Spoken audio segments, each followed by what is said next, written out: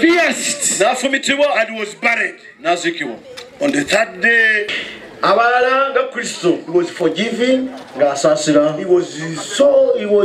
He loved everything. From Jesus today, just give your life to Jesus.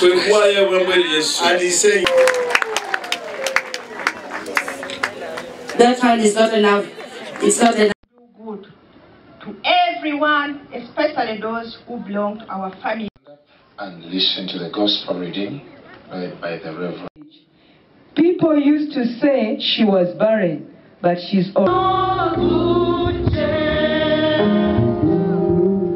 It's the church. I just encourage. The Lord is holding us accountable. We now bow in such service.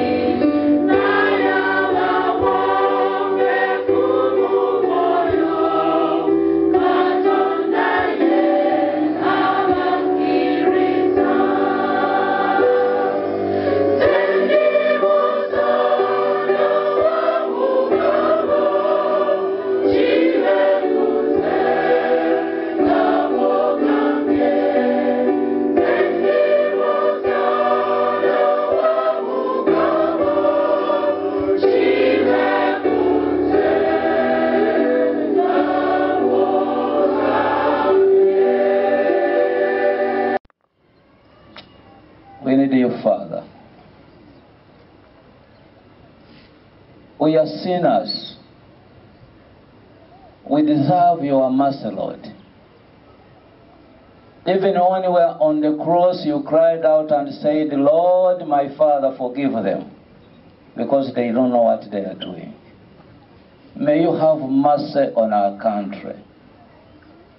It's our cry, our Father, our healer, our Savior, our Redeemer.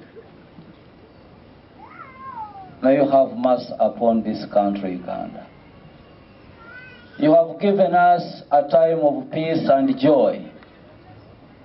We don't want to go back to the years of 80s and 70s. But as we look, there are indicators that we are going back there. So we stand here Lord, to cry to you. Mukama tuzze wano kukabirira. Tunulire eggwanga lyaffe Mukama. Omanyidde otujje Katonda waffe. Omanyi obulumi bwe twayitamu edda Mukama. Omanyi obweyamu bwa President Museveni bwe yakola. N'agamba ekyantwala mu nsiko kubanga state yali etulugunya ba civilians. We don't want to see the state torturing the civilians. Mukama y'ensonga lwaki tukukabirira. Tambula n'abafuzi baffe n'abakulembeze baffe n'abantu bonna abalina obuyinza. Mukama ku lunaku luno olwa Mariamu nga tuggulawo mu butongole nga tuyimiridde wano, dayosisi zonna, provinsi yonna, Mukama tuyimusa amaaso gaffe waggulu, tuddiremu, tusaasire Mukama. Komyawo emirembe Taata, komyawo okwagala, teekawo ensigo eri gye wateeka mu President Museveni ng'atandika olutalo ng'agamba bannange abantu babonyebonye nnyo. Abantu bonna abali mu wansi we, abantu bonna abalina obuyinza abakwate emmundu. May you help us, Lord. May you help all security personnel. The authority and the power they have, that authority comes from you. Mukama tukwegayiridde totuzaayo gye twava. Tusaasira olw'omusaayi oguyise mu ggwanga lino Mukama. Tusaasira olw'abantu abakaaba abali eyo nga bakaaba. They need mercy, but mercy is not granted to them. I invite you, Lord. Jangu Mukama, kyalira eggwanga lyaffe, kyalira abakulembeze baffe, kyalira buli muntu yenna alina obuyinza Mukama. Bakuba akaama obagambe bannange, mbawadde kisa kukulembera abantu bange, tukole bulungi, tukwetaaga Mukama. Tukaaba amaziga nga tukwegayirira Kitange, tuleme okuddayo gye twava. Tuwe eggwanga eririna emirembe. Tuwe abakulembeze Mukama, abakulembeze baffe okulumirirwa abantu be batwala. N'abakulembeze abali wano tubasabidde Mukama ow'ekisa buli omu atuukiriza obuvunaanyizibwa waabwe kubanga waggulu waabwe.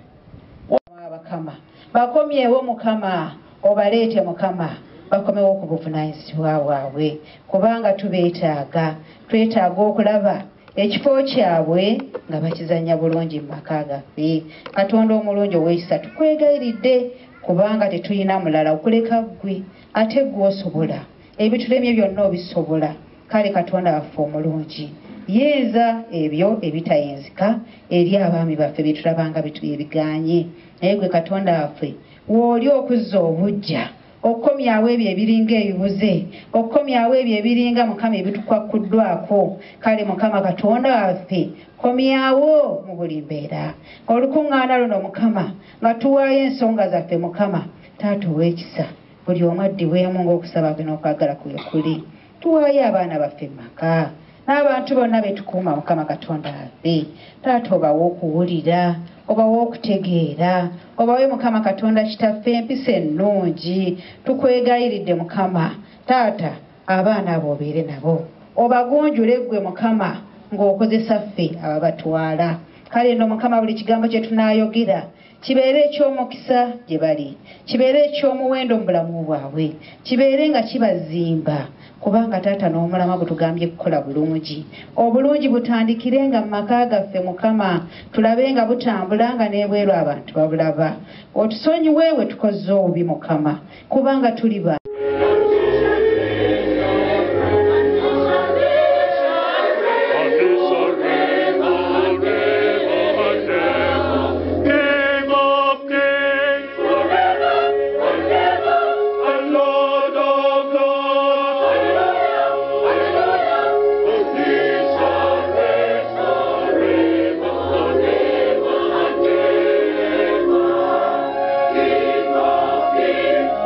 Lord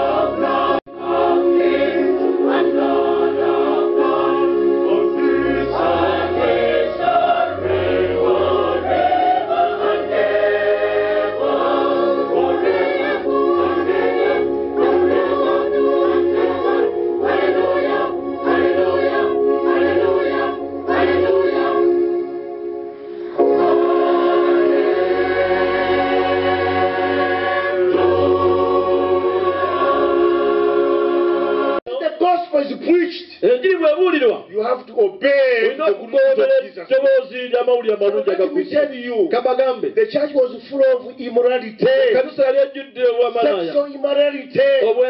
Even today, you can hear in the parliament, instead of discussing other issues, discussing women who have so many men. I don't understand that. I don't understand that. I don't know the mothers you will agree with that. Women having so many men. All men having so many women. So that's the Bible says. One man, one wife. Hallelujah. One man, one wife. One man, one woman. Husband and wife. Full stop.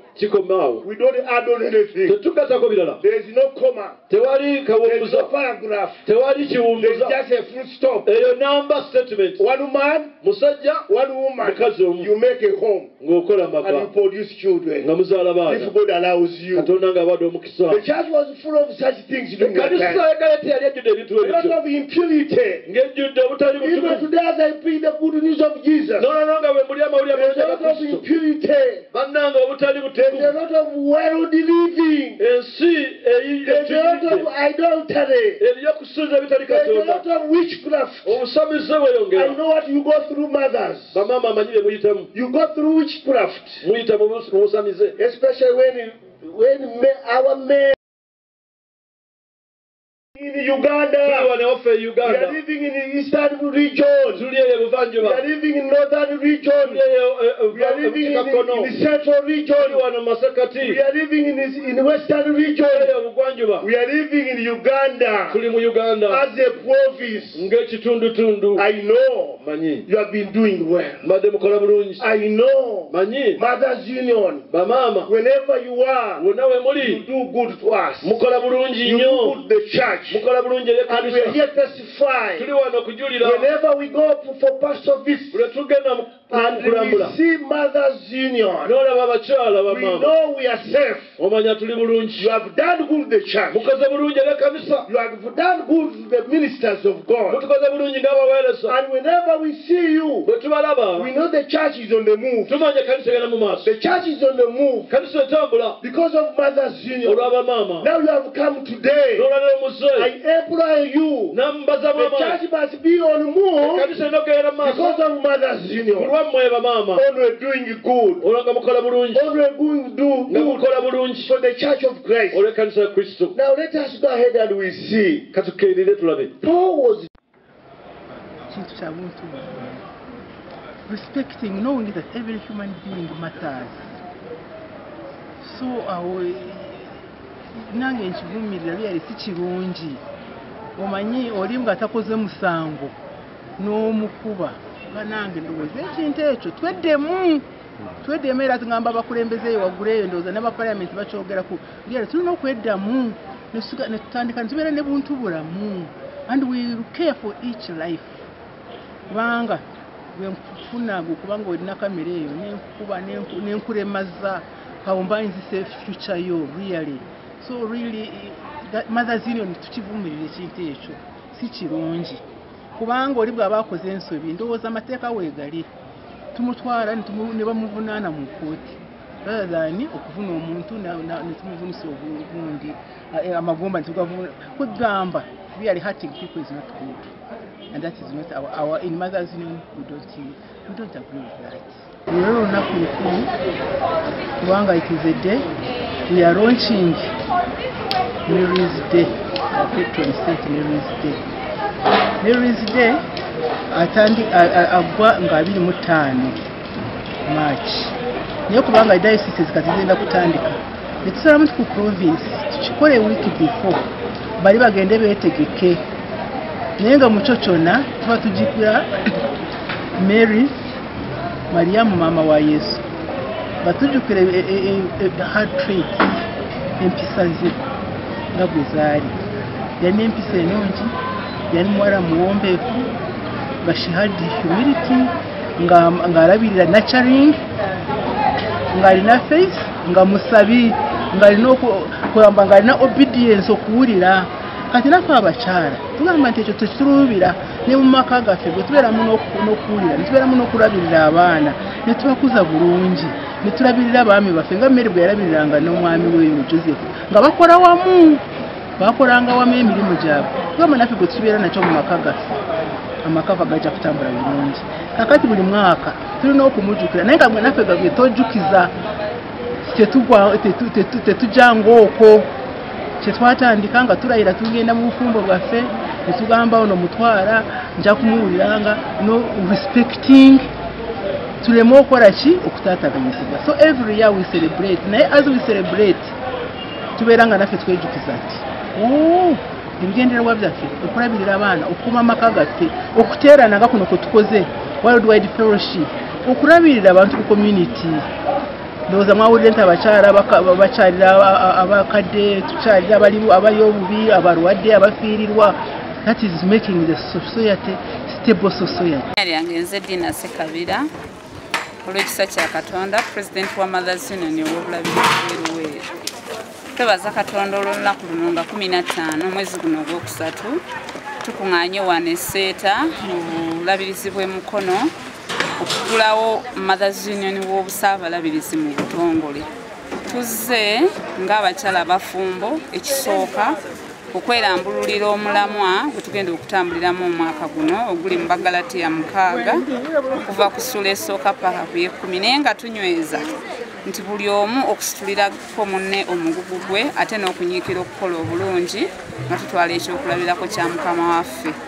Tuyiza olunaku lwa leero nti bingi ebigenda eyo mu maaso nga omulabirizi Naimani atuyigiriza nti bingi ebigenda eyo mu maaso mufa abakazi ng'olugambo okwemulugunya okuyisaamu abalala amaaso okubalemesa okugenda mu maaso ate ne bitumalamu amaanyi. Naye kye njagala okugamba abakyala bannange naddala abaweereza era n'abafumbo nti tuggwamu maanyi kubanga teri kipya kye tulabye neeyo gye tuyitira bino bulijjo bibeerayo naye ng'obuweereza bwa Kristo bunaagenda mu maaso twongere kulemerako nga tugenda mu maaso nga tufaayo eri abo abeetaaga eri abaana okuwanirira amaka agayita mu buzibu n'okwongera okunyweza ebigendererwa byaffe ng'ekigendererwa namba 5. Mukama yeebaze.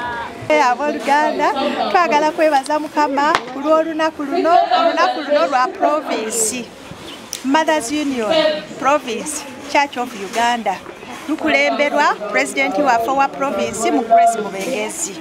Olwaleero lwalonkize ebikujjuko ebyamalyamu tubironkingidde wano mu Central Region. Central Region mulimu dioceses 7 eziri mu masekati ga Uganda naye nga tukulembeddwamu Mukono Diocese be batukyasiza wano e Seeta.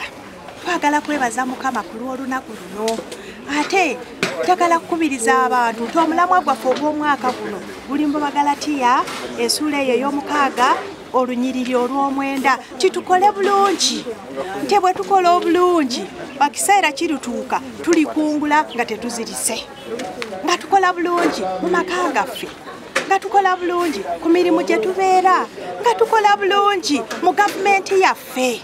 Ensangi zino tukoze nnyo bubi. Katonda liwe waawo n'ogamba obaananyiiga kubanga bino bye tuwulira omwana natta taata natta omwana ebyo bintu bibi nnyo.